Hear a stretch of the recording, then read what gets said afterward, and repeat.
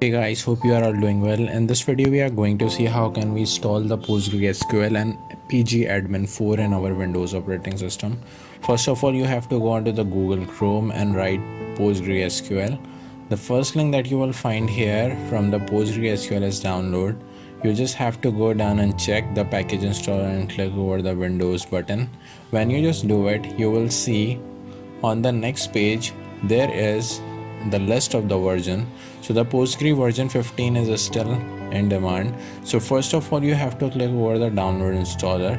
It will manage to redirect you onto the next page where the PostgreSQL versions are listed for Linux, Macs, Windows and 32 bits versions. So 15.3 is the version that is the latest version. We have to click over Windows 86 64-bit. It will start the downloading process of that exe. You just have to wait for a little while because the exe is little big, so it will take little time, and it depends upon the internet speed as well.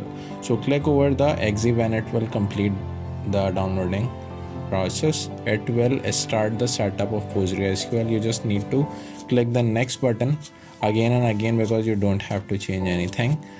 So when you just come onto the password field, so it's a suggestion for you, put the password. That is so easy, so you will not forget it. Port number will be 5432, but if it shows different port number, so it doesn't make a difference. So you just have to go ahead and start the installer. In some time it will just complete the installation. Uncheck that option because we don't want to launch right now, because it will not work without the pgAdmin4.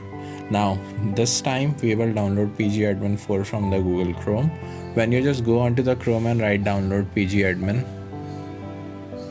and press enter, it will show you some links. On that page you have to go onto the first link, that is download pgAdmin, right? So when you just click over there, it will just open the website of a pgAdmin.org,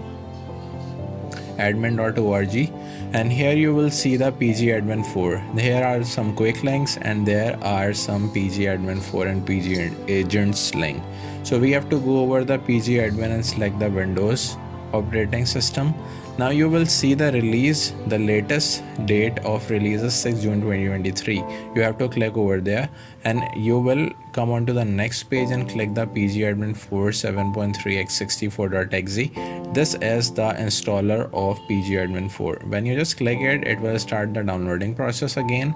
Just click over the exe when it complete the downloading, install the recommended version and just click and accept the agreement. Then just click next again and again. Don't change anything, just press the install button. In some while it will just complete the downloading process and you just have to click the finish button here.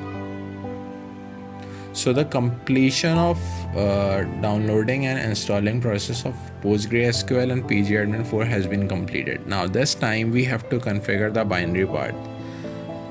When you just install each and everything, you just have to go and select the pgAdmin4 exe. It will start the pgAdmin software. So it start the pgAdmin4 to start onto your PC, and when it will show you the dashboard, it will take little time when you just work here for the first time.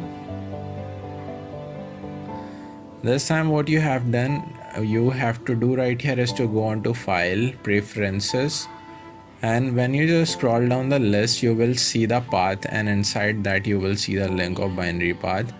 As you know that we have installed the Postgres 15th version, so basically we have to put the directory name where it has been installed. So because I have just put the directory name, so it is showing us, and your PC it will not show.